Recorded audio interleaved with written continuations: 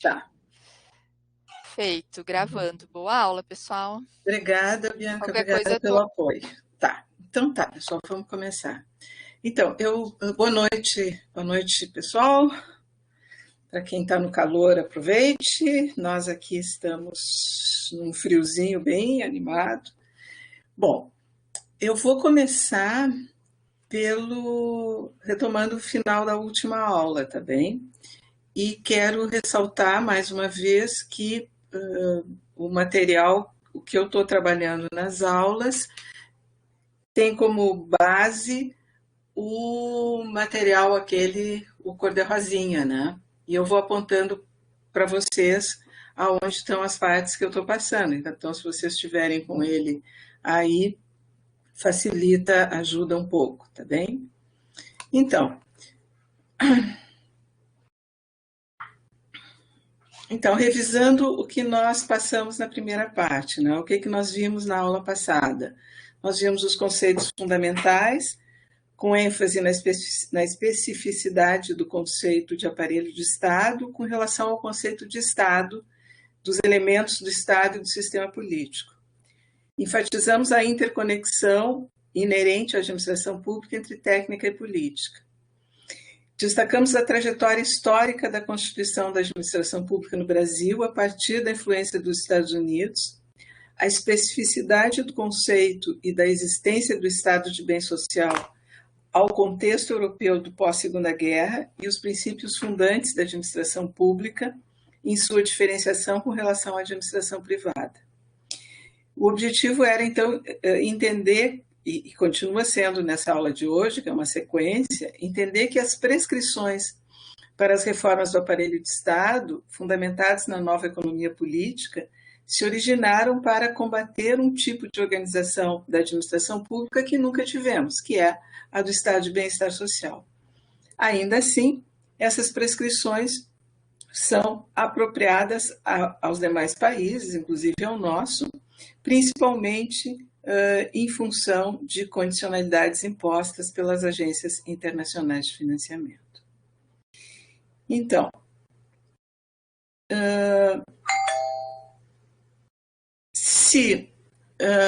em síntese, o Brasil não teve um estado de bem-estar social, mas adotou, a partir da disseminação dos centros do capitalismo avançado, principalmente dos Estados Unidos, um modelo burocrático de organização da administração pública. O modelo aquele que está descrito no final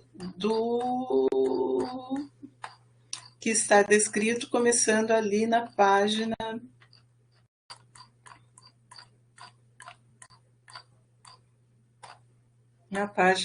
17. Os princípios da organização burocrática na administração pública, que estavam vigentes, pelo menos como diretrizes organizacionais, até as reformas, que são o nosso principal tema de hoje. Se, no contexto europeu e dos países centrais, de outros países centrais, o objetivo das prescrições para reformar o aparelho de Estado era abrir novos espaços para a realização de lucros no mercado, reduzindo a presença das organizações públicas na provisão de bens e serviços, portanto, atacando o estado de bem-estar social. No nosso contexto, o objetivo foi o mesmo, atacando os princípios da administração pública e seu modelo de organização. Então, agora nós vamos entrar no que é propriamente o tema da aula de hoje, que se inicia ali na página 23 do material aquele, que é uma revisão, não é, da organização burocrática na administração pública brasileira. Então, existem alguns... O marco originário da introdução dos princípios dos princípios da administração burocrática foram Deixa eu fazer uma ressalva, uma coisa que eu não disse antes, mas que está no material. Deixa eu fazer voltar atrás para vocês não ficarem distraídos com o slide. Vejam, no senso comum, eu falei sobre isso, Bianca. Eu falei, fiz a discussão do significado de burocracia no senso comum. Sim. Ah, então não preciso fazer de novo, obrigada. Eu dou essa aula, eu falo isso em todas as aulas, e às vezes fico pensando que eu falei, mas não foi nessa. Então tá, lembram? Bom, obrigada, Bianca. Lembram então que eu falei que no senso comum a burocracia. Ah, tá no vídeo, Bianca, tá no vídeo. Minha memória está melhor que a tua, eu acho. Aí agora, mas eu acho que... Não foi na aula, está no vídeo uma discussão sobre a burocracia no senso comum, que eu recomendo muito que vocês vejam. No início da aula eu falei de novo do vídeo para o Birajara, e pode ter sido no vídeo eu que me confundi. Não, é no vídeo, sim. Aliás, um vídeo muito bom. Então, o que está dito lá, entre outras coisas? Que no senso comum, burocracia é sinônimo de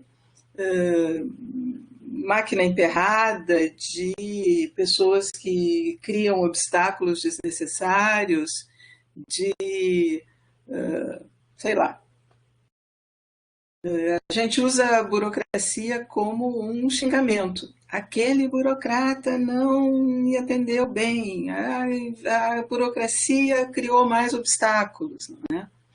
Esse senso comum tem uma origem, que é uma origem acadêmica, por incrível que pareça. Porque o que aconteceu? Nos Estados Unidos, Max Weber, que não inventou a burocracia, Max Weber, que teorizou sobre o tipo de dominação racional legal que tem um corpo administrativo, que é a burocracia, Max Weber foi traduzido nos Estados Unidos pelo Talcott Parsons, que é o cara da teoria dos sistemas sociais. O Parsons, quando traduziu o Weber, traduziu não apenas para o inglês, o texto original em alemão, traduziu também para a sua própria teoria. Como a sua teoria, que é o fundamento do funcionalismo nas ciências sociais, prevê que um sistema, para funcionar, precisa, além de que todas as suas partes contribuam para a mesma finalidade, estabelece funções. Essas funções no nível micro, no nível individual, e funções no nível macro das organizações. Como essa é uma teoria da ordem, né, tudo que não é ordem atrapalha, conflito atrapalha, disputa atrapalha, aí tem que encontrar outro patamar de ordem. Quando alguma parte do sistema não funciona adequadamente, essa parte é uma parte disfuncional. Bom, esses pesquisadores nucleados em torno do Talcott Parsons, muito conhecidos, Merton, como é que chama o outro? Mitchells, como é que é? Começa com G, me fugiu o nome agora. Esses pesquisadores começaram a fazer estudos empíricos para testar isso. E eles tinham acesso nos Estados Unidos a organizações públicas. Eles não tinham acesso a empresas, corporações, como em qualquer lugar do mundo é muito mais difícil. Então, todos os estudos que eles fizeram foram em organizações governamentais. Acontece que no Max Weber, originalmente, aqueles atributos da burocracia são um tipo ideal. Isso está explicado nas caixinhas cor-de-rosa do texto.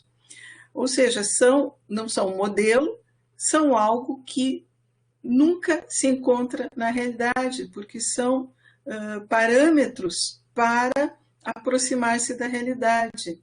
E esses parâmetros, se eles forem cópias do que nós constatamos na realidade, eles não têm essa função analítica no método que o Weber desenvolve. Acontece que o Parsons, quando traduziu o que seria tipo ideado, tipo pensado, ele traduziu para o inglês como tipo ideal. e aplicaram os atributos da organização burocrática, tipo ideal da organização burocrática, não os atributos que nós estamos fazendo para fazer funcionar a administração, como um modelo ideal. E os estudos que eles faziam era verificar nos estudos empíricos, nas organizações, quando e onde e em que intensidade não havia correspondência entre o atributo e a prática daquela organização. Como os atributos lá weberianos não podem ser encontrados na realidade, se eles forem encontrados, é um problema na construção metodológica do estudo. O que aconteceu? Em todos os estudos empíricos realizados, e volto a enfatizar, em organizações governamentais, porque eram as organizações nas quais eles tinham acesso, em todos os estudos empíricos realizados, foram encontradas disfunções, foram encontradas funções nas quais os atributos lá do Max Weber não estavam presentes. Então, vejam a origem do senso comum de que a burocracia é disfuncional, de que a burocracia é um problema. É naqueles estudos que partem de uma série de erros, estudos acadêmicos de um dos fundadores aí da sociologia contemporânea, que é o Talcott Parsons, que fez uma tradução, vou usar um adjetivo horrível, não vou usar, fez uma tradução miserável do Weber, traduziu não apenas para o inglês, mas alterou, destruiu a lógica da obra original. Com base nesse erro, foram feitos estudos empíricos, metodologicamente também errados, que concluíram que é intrínseco à administração pública que é intrínseco à organização burocrática que ela não funcione. Como os estudos foram feitos todos em organizações burocráticas, então a conclusão é que as organizações públicas burocráticas estão fadadas a serem disfuncionais, a não funcionarem, a terem problemas. Isso se gera na academia, isso é publicado, vira livro, vira artigo, vira não sei o que mais, e isso se espalha, são estudos da década de 40 do século passado. Então, o senso comum tem uma origem acadêmica, mas é senso comum. E nós aqui não estamos trabalhando no senso comum. Nós aqui estamos trabalhando, volto a dizer, na lógica de que foi o final da aula passada, eu não vou repetir isso, não é? Mas essa parte que eu acabei de mencionar, que são os princípios da organização burocrática na administração pública, tá? Que estão começando na página 17. Bom, eu precisava dizer isso porque o discurso legitimador das reformas do aparelho de Estado no Brasil vão se fundamentar nesse senso comum pejorativo da burocracia. Então, eu queria dizer isso porque quem não viu o vídeo e quem não prestou atenção nessa parte do texto não vai entender que aqui, quando eu estou falando de organização burocrática na administração pública brasileira, eu não estou de modo algum falando em tom pejorativo. Muito pelo contrário.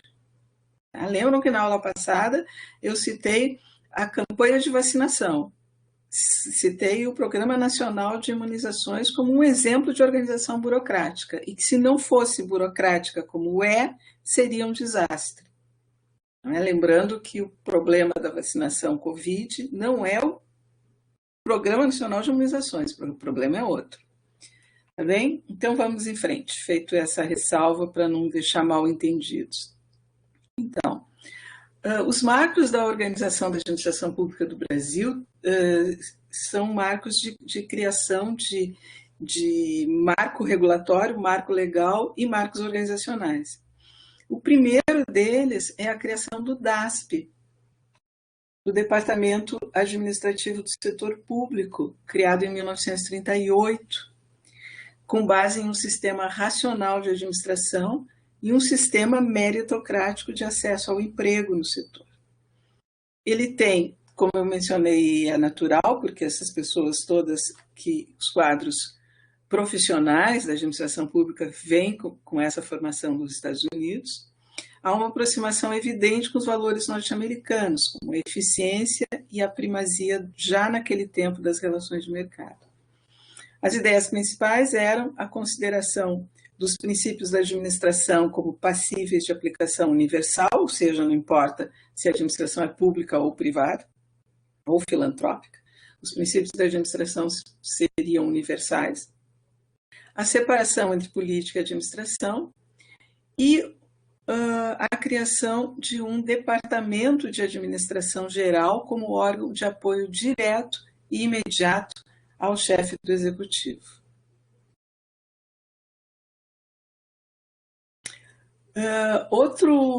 Na sequência, nós temos a reforma de 1967, que ocorre durante a ditadura civil-militar, com o objetivo de modernizar o aparelho de Estado, a palavra-chave era essa, modernização, e aumentar sua eficiência com a adoção do padrão, novamente, da gestão do setor privado. O ditador Humberto Castelo Branco declarou explicitamente em 1965 que o propósito era que o setor público pudesse operar com a eficiência de uma empresa privada. Formalizada pelo Decreto-Lei número 200, criou a diferenciação da administração pública indireta e indireta, que está presente até hoje, não é? O que flexibilizou controles burocráticos e, por outro lado, abriu possibilidades de captura do Estado por interesses privados. Uma vez eu ouvi do Geraldo da Camino, que é alguns de vocês pelo menos já devem ter ouvido falar, que é do Ministério Público de Contas Estadual, Ministério Público Estadual de Contas. O da Camino uma vez me disse: todas as reformas no Brasil, todas as reformas da administração pública no Brasil foram reformas para fugir dos controles, né, para flexibilizar e fugir dos controles. Bom, então, como eu disse, cria o Decreto-Lei 200, não é? Cria essa diferenciação, cria uma nova estrutura, não é? Que são as autarquias, personalidades jurídicas de direito público, voltadas para executar atividades típicas da administração pública e que requerem gestão administrativa e financeira descentralizada. As empresas públicas, veículos para ação governamental em atividade de natureza empresarial, cujo capital pertence ao poder público, ou em sua maioria, pertence ao poder público, e sociedade de economia mista, essa sim, para atividade de natureza mercantil, adotando a forma de sociedade anônima, com ações que em sua maioria pertencem ao poder público. Essas figuras estão presentes na organização da administração brasileira ainda.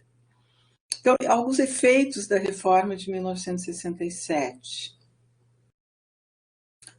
Estamos ali no texto de vocês pela página 26. Então, uma lição, não é que a descentralização por si só não garante eficiência, democratização, organização e controle sobre o setor público.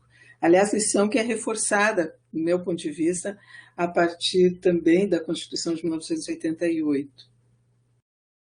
Embora a reforma pretendesse inicialmente repassar ao setor privado a maior parte das funções executivas do Estado, a inexistência no mercado de serviços acabou resultando na expansão de empresas estatais e não na privatização. Vejam que eu me lembro que na primeira aula eu mencionei que a organização da administração pública em cada formação econômico-social, ela precisa levar em consideração exatamente as especificidades dessa formação no momento histórico em que ela se encontra. Então, veja, Essa reforma de 67, que também é transplantada, trazendo muitas ideias de fora, não é?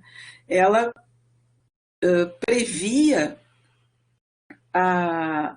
o repasse ao setor privado, mas sem considerar se haveria condições para que isso acontecesse, se haveria, naquele momento, um mercado conformado de tal maneira que pudesse haver empresários ou empresas interessados em participar desse processo de privatização. Como na prática não havia, não é? É aí que se explica, em parte, a expansão das empresas estatais, muitas das quais, nos últimos tempos, têm sido privatizadas, não é? Ou seja, o que era um projeto lá da ditadura de 1967 acaba acontecendo 30, 40 e tantos anos depois. Não é? Bom, de qualquer forma, a reforma, então, foi um esforço. Ô, Birajara, tu te acalma aí, Birajara, ainda não.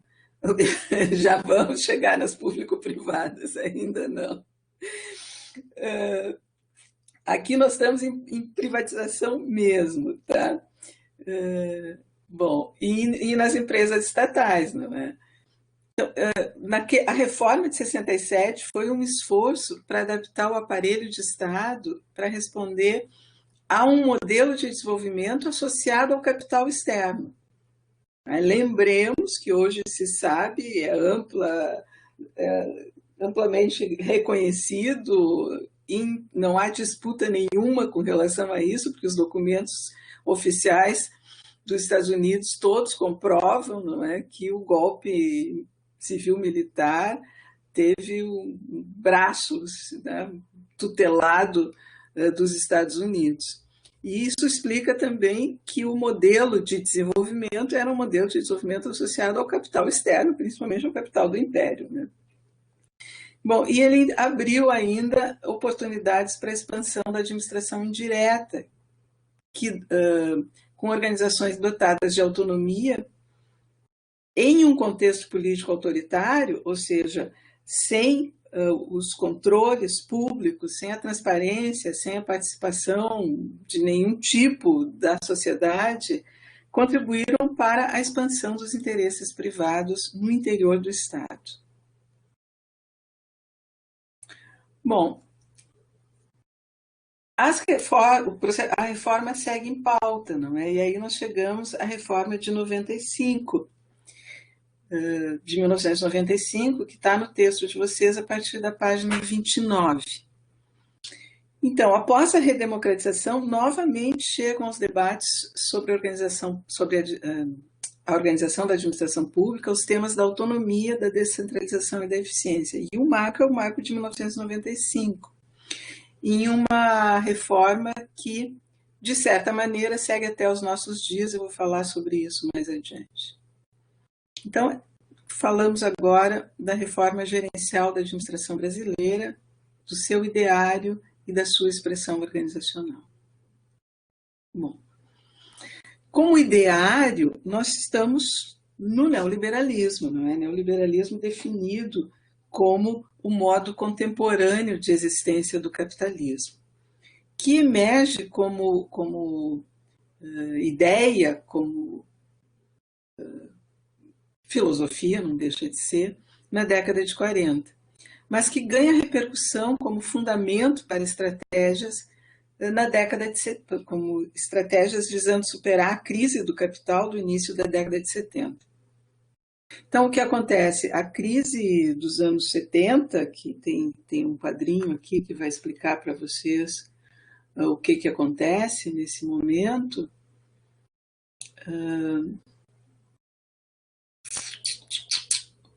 Aqui, né, na página 31, não é? Diz, bom, no início da década de 70, os principais países exportadores de petróleo começam a regular suas exportações. Então, tem a crise do petróleo, tem a crise do sistema financeiro, quando os Estados Unidos separa o Banco Central dos Estados Unidos, abandona o ouro como âncora. Há um conjunto de fatores que já são consequência e realimentam a crise da década de 70. Bom, era preciso, então, uma estratégia para a superação da crise. A estratégia encontrada foi recuperar lá os fundamentos que estavam meio adormecidos do ideário neoliberal. E, nesse sentido, e aqui chega o tal do estado de bem-estar social de novo, nos países centrais era preciso reverter os ganhos que sindicatos e trabalhadores tiveram no acordo entre classes que resultou no estado de bem-estar social. Então, passou então a ser considerada parte da solução para superar a crise de acumulação, uma ofensiva do capital contra o trabalho, não apenas na regulamentação do trabalho, mas também em direitos que trabalhadores tinham de acesso à proteção social, a serviços, à educação, à saúde, à aposentadoria, etc. Na administração pública, o neoliberalismo se expressa objetivamente em alguns documentos. Um marco é o documento chamado Consenso de Washington, que é de 1990 e é escrito pelo John Williamson, é escrito por uma equipe, mas coordenado pelo John Williamson, e que faz recomendações para promover o ajuste macroeconômico nos países em desenvolvimento. Quais eram essas prescrições? Disciplina fiscal, redução do gasto social, reforma tributária, liberalização financeira, unificação da taxa de câmbio, liberalização do comércio, abolir barreiras à entrada do capital externo, privatizar empresas públicas, abolir regras que impeçam a entrada de firmas estrangeiras, permanência apenas de regulações que garantam segurança, proteção ou supervisão prudente às instituições financeiras, sistema legal que propicie segurança sem custos aos direitos de propriedade. Bom, o que acontece é que quando essas prescrições que estão, isso que eu apresentei para vocês como uma lista, está explicado item a item ali na página 32. Segue também uma discussão sobre neoliberalismo, que eu não vou ter tempo de fazer aqui, e que está bastante detalhada ali no texto e que facilita muito se vocês se detiverem ali para entender por que isso se expressa dessa maneira na administração pública. Bom, mas o que aconteceu? Não, o que eu fiz aqui? Bom, como eu disse para vocês, na administração pública, esse documento, que é um documento do Banco Mundial, o Consenso de Washington, ele é um marco. Mas o neoliberalismo, ele é mais do que a sua expressão na administração pública. Ele não é um mero acontecimento de caráter tecnocrático ou econômico.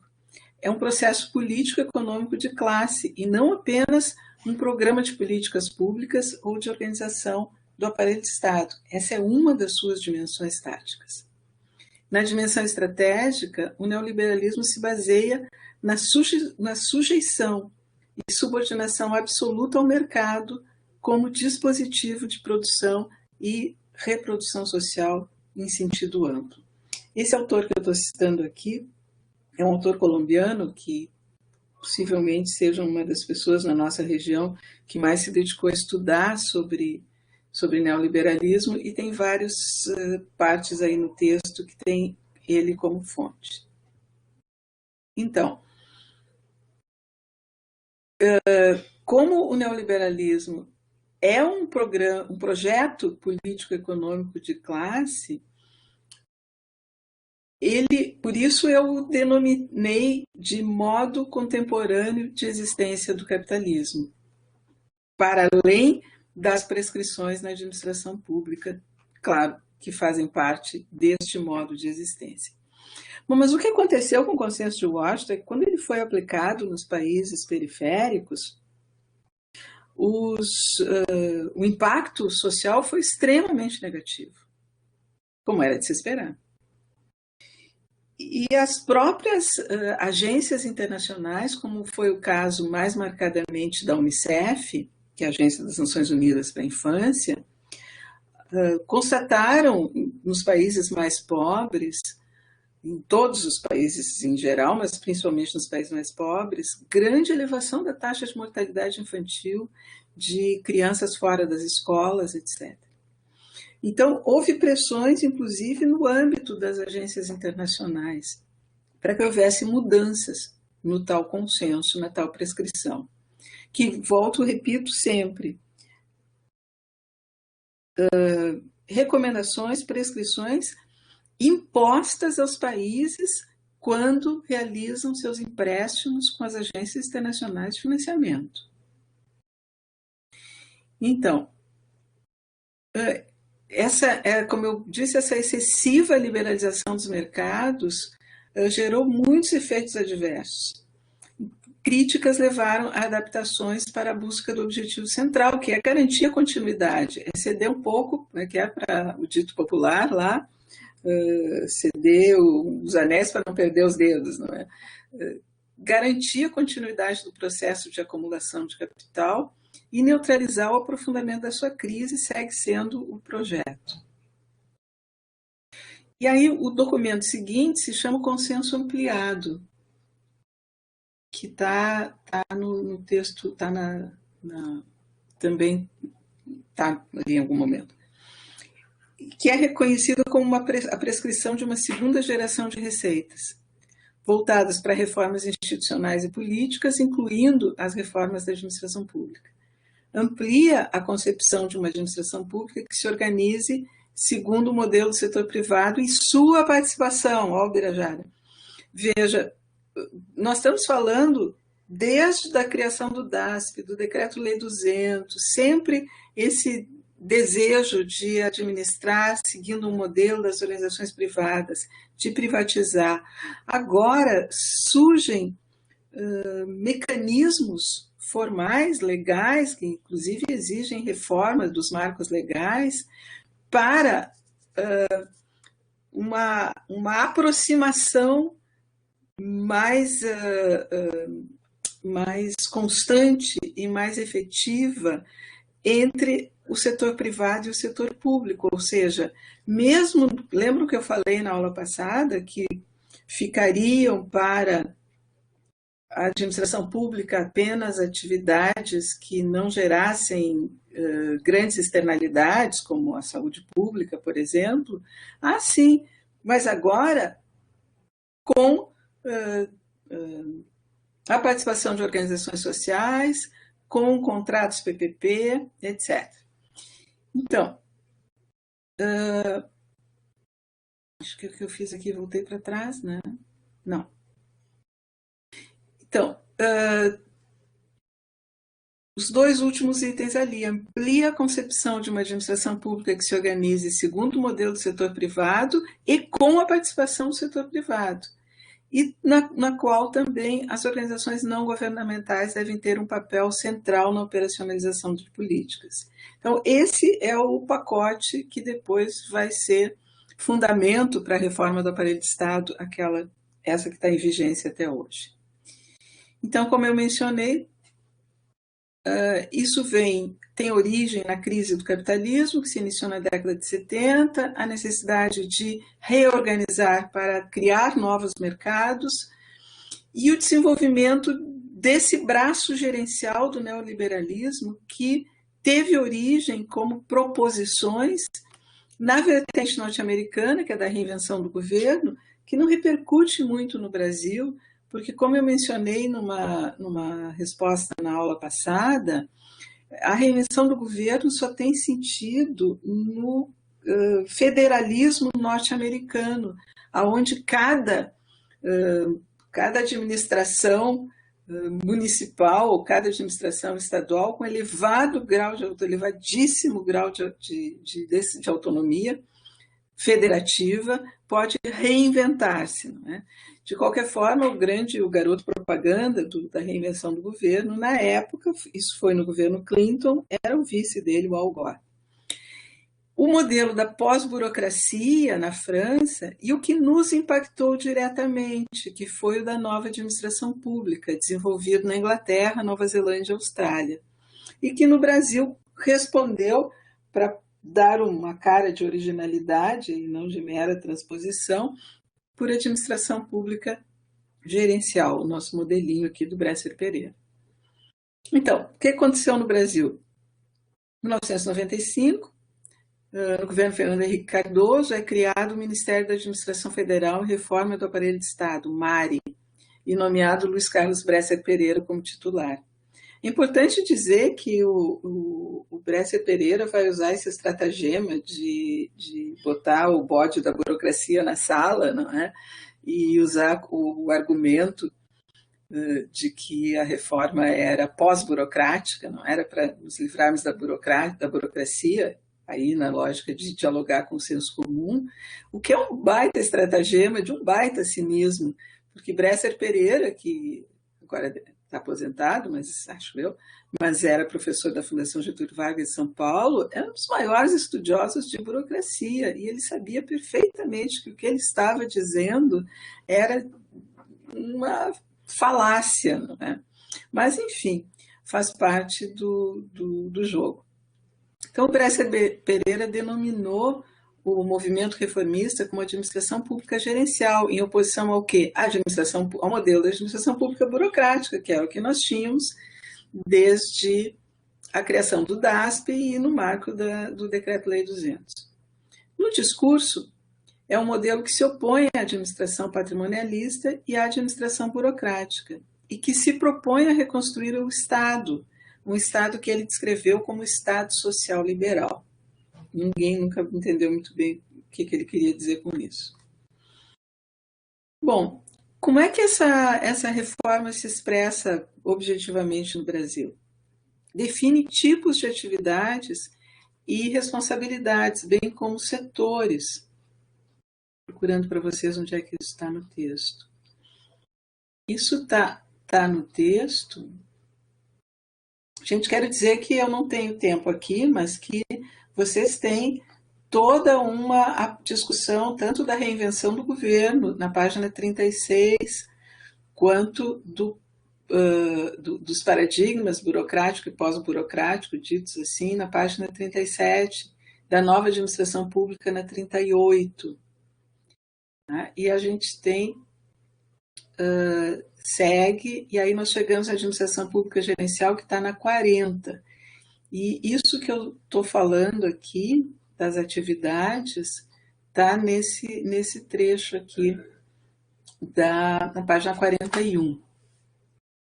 Então, as atividades exclusivas do Estado são definição das leis e políticas públicas e a cobrança do seu cumprimento, e executadas pelo núcleo estratégico, que é composto pela presidência, legislativo, judiciário e cúpula dos ministérios, bem como aquelas que se relacionam com o poder de Estado, regulação, controle, fomento, seguridade social e polícia, e que seriam executadas por unidades descentralizadas. Um exemplo são as agências reguladoras. Atividades não exclusivas do Estado compõem o setor no qual o poder público atua simultaneamente com outras organizações públicas não estatais, entidades civis sem fins lucrativos e privadas lucrativas, que não possuem poder de Estado, mas que executam serviços que envolvem direitos humanos fundamentais, produção para o mercado, e aqui se inclui a privatização das empresas estatais. Então, esse desenho que está na página 42, se vocês estão com o material aí, ele é exatamente igual, e fica mais fácil de ler no material, né? Está maior. Então, aqui nós temos os núcleos estratégicos, não é? Congresso, Legislativo, Judiciário, Presidência, Cúpula dos Ministérios, Forças Armadas, Ministério Público. A forma de propriedade é estatal e a forma de administração gerencial. Vejam que a forma de administração, não vou nem ficar repetindo, ela é sempre gerencial. Desaparece a forma de administração burocrática. Gerencial quer dizer cópia escarrada da administração empresarial. É isso que quer dizer. Atividades exclusivas são a regulamentação, controle, fiscalização e, o que é aquilo? Nem eu consigo enxergar, fomento. Aliás, não sei bem como, não é? Porque, bom, vocês devem estar acompanhando a crise do servidor do CNPq, né? Então, o CNPq seria ali atividades exclusivas. Estatal, forma de propriedade estatal. Serviços não exclusivos. Serviços não exclusivos, educação, saúde, pesquisa científica e tecnológica, cultura, proteção e preservação do meio ambiente. Forma de propriedade pública não estatal.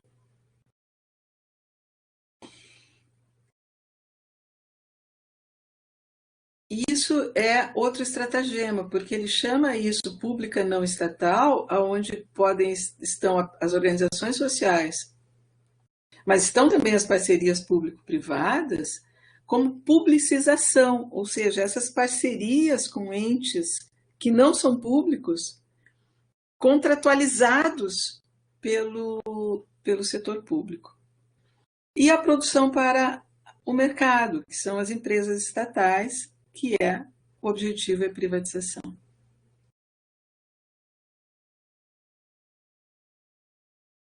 Então, tá bem, pessoal? Tem que dizer mais uma coisa. Então, sobre o tema das reformas. Vocês têm um texto, que é o texto da Núria, e acho que é o Pedro, esqueci o outro autor, que é o texto sobre os paradigmas das reformas. E vocês vão observar que o texto se encerra nessa reforma. E é preciso aí, então, entender o conceito de paradigma que ela está usando para as reformas, porque, de fato, essa foi a última reforma paradigmática. Ela criou uma estrutura que ainda é a estrutura de organização do aparelho de Estado que nós temos vigente. O que acontece é um argumento que o Paulo Abdala e eu desenvolvemos num artigo que está, num texto que não está nas leituras obrigatórias, mas que está nas referências na bibliografia da disciplina lá, é a existência continuada de processos de aprofundamento deste desenho que nós temos aqui. Esse é o marco organizacional do aparelho de Estado brasileiro que está vigente, e desde 95 para cá nós temos um aprofundamento, a continuação e o aprofundamento dessas flechinhas que estão aí. Não importa se nos governos de direção do Partido dos Trabalhadores, seja Temer, seja Bolsonaro. Nós temos um aprofundamento disso. Claro que com diferentes matizes, obviamente. O que nós vivemos está fora de qualquer padrão. Então, esse mesmo, Bianca, obrigada. Está ali o artigo, a Bianca botou para nós no chat ali. Então, outra expressão dessa reforma é a emenda 19 da Constituição de 98, que com a introdução do princípio da eficiência, como princípio constitucional, vejam bem, e ela é a expressão de como o princípio que organiza o mercado, que eu falei sobre isso na última aula, que é a relação custo-benefício, acima de qualquer outra consideração ética ou social, no ápice da racionalidade instrumental do cálculo meios-fins, atinge status de princípio constitucional. A mesma emenda introduziu a possibilidade de demissão de servidores públicos por insuficiência de desempenho ou excesso de quadros, nesse caso com indenização proporcional ao tempo de serviço. Outra expressão dessa reforma continuada é a Lei da Responsabilidade Fiscal de 2000, que limita os gastos com serviços públicos, não é? E isso acontece, e aí voltamos ao tema do Birajara, isso acontece em articulação com o chamado setor público não estatal. Vejam, o que eu estou fazendo aqui? Eu estou dizendo, bom, isso aqui é o momento da reforma, mas há um processo continuado de implementar a reforma. Então, parte desse processo é incluir o princípio da eficiência como emenda como na Constituição. parte desse processo é a Lei de Responsabilidade Fiscal, que, como vocês sabem, limita os gastos com servidores públicos nos estados e municípios, na União, estados e municípios. Bom, acontece que, como nós sabemos, educação e saúde são mão de obra intensiva. Assistência social também é mão de obra intensiva. Como é que eu faço atenção à saúde sem pessoas? Eu faço implementando o setor público não estatal, OCIPs, parcerias público-privadas, terceirizações, não é? Então, essa é a estratégia. Ao restringir gastos com servidores vinculados ao poder público, leva os administradores que precisam executar serviços que exigem mão de obra extensiva a contratar organizações privadas, ainda que algumas sem fins lucrativos. Então, o argumento que eu estava dizendo, se as reformas acabaram com o governo Fernando Henrique, sim e não. O processo se encerrou com a aprovação do marco legal, aquele conjunto. Porém, é preciso levar em conta as transformações aparentemente pontuais que dão continuidade e aprofundam a trajetória iniciada naquele governo. Por exemplo, a reforma da Previdência dos Servidores Públicos, em 2003, as parcerias público-privadas, formalizadas em 2004, a criação da Empresa Brasileira de Serviços Hospitalares, em 2011, a PEC 95, que congelou o investimento público em educação, saúde e outros gastos por 20 anos, o ensino de tecnologias gerenciais na formação de administradores públicos, inclusive pela Escola Nacional de Administração Pública. E propostas mais recentes, a PEC 32, né, que preserva, alguém mencionou isso no chat na última aula, que preserva privilégios de membros dos poderes como magistrados, procuradores e militares, incidindo essencialmente sobre servidores públicos como professores, médicos, enfermeiras, etc. Concentra na figura do chefe do executivo a prerrogativa de extinguir, via decreto, órgãos, autarquias, fundações, cargos, carreiras. Ampla e generalizada permissão para execução de serviços públicos por órgãos e entidades privadas, com novas formas de contratação, reduzindo direitos dos servidores, quebrando o regime jurídico único ao diferenciar servidores com vínculos temporários dos concursados, com vínculo de estabilidade, cargos com prazos indeterminados e carreiras típicas do Estado. Processo simplificado de seleção de servidores temporários para investidura sem critérios claros dos servidores permanentes, mas bem avaliados durante o chamado vínculo de experiência, e uma futura regulamentação acerca da demissão por insuficiência de desempenho, sem definição prévia dos critérios para avaliação. Então, uma síntese foi Michael, eu me lembrei. O Michael, exatamente foi isso que ele escreveu na última aula, e isso, de fato, é um fato, né, Michael? Aumenta o número de indicações políticas de 6 mil para 90 mil na esfera federal e quase 1 milhão nas 3 esferas.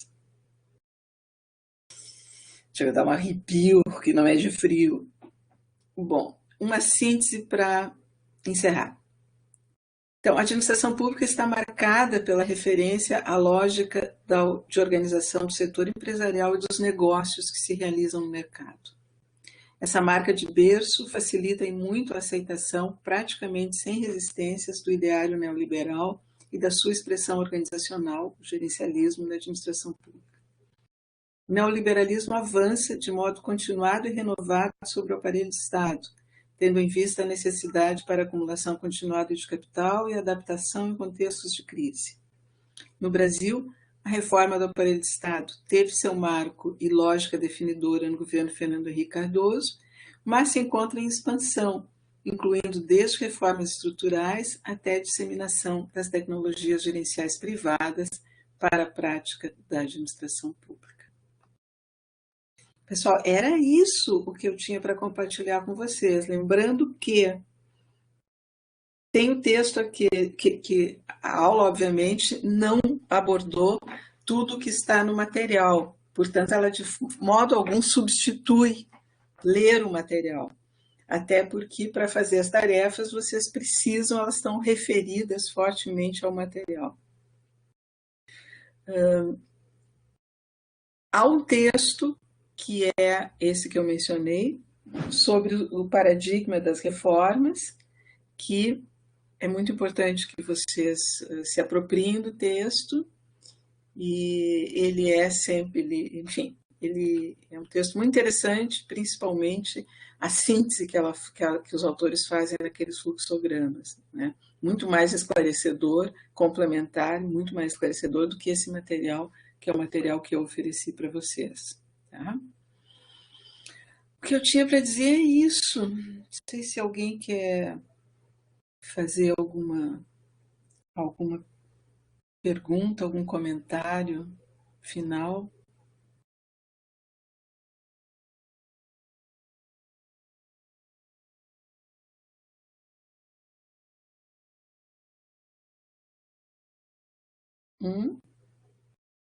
É isso, pessoal. O pessoal está querendo tomar uma sopinha bem quente, comer um espaguete e não quer saber de mais nada comigo, é isso? O Virajara está ali. Então, se é isso, não tem problema, pessoal. O Virajara dá. Pior é que dá. A gente que trabalha com administração pública dá mesmo, sabe, Pedro? Eu que tenho 500 anos de trabalho na administração pública e que sei da sua, até porque trabalhando com saúde, sei de como ela é indispensável para a vida, a administração pública é indispensável para a vida das pessoas, dá mesmo. Mas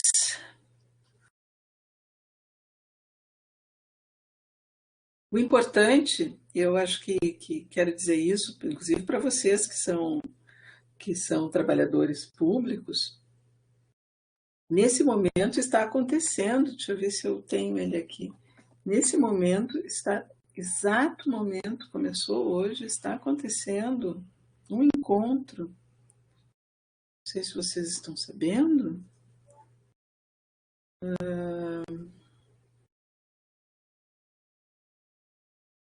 Deixa eu só me localizar aqui. Eu vou colocar ali no chat. Gente, tem tanto. Eu desconectei aqui, eu tenho 500 mil mensagens aqui nesse WhatsApp. Eu só vou tentar encontrar uma coisa aqui e já passo para vocês.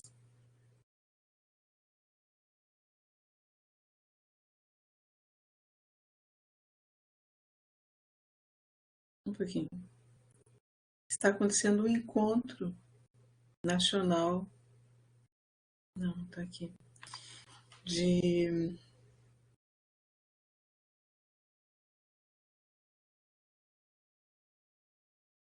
Não vou encontrar agora de improviso.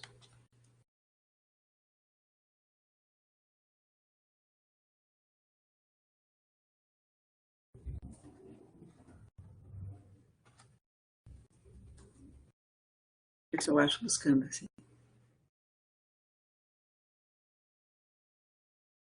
Aqui, ó.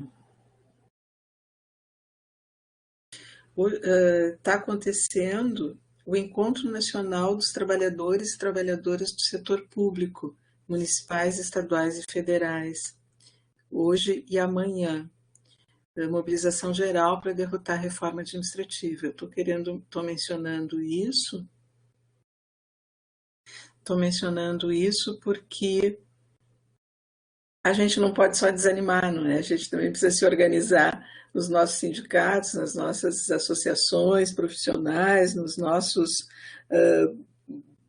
bairros, comunidades, etc., porque senão realmente a gente vai e corta os pulsos. E o que faz com que essa carga fique um pouco mais leve é a gente se organizar e enfrentar e reverter. Tá bem, pessoal? A Bianca parece que está quietinha ali, sem som, né, Bianca?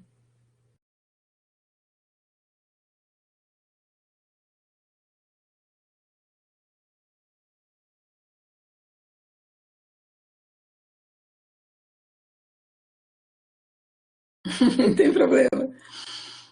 Tá bem, pessoal. Então, obrigada pela sua companhia, bom descanso a todos. E a gente estamos de plantão aí para voltar. Estamos com o apoio da Bianca e qualquer dúvida a gente responde para vocês, tá bem? Boa noite, obrigada, pessoal. Boa noite. Boa noite.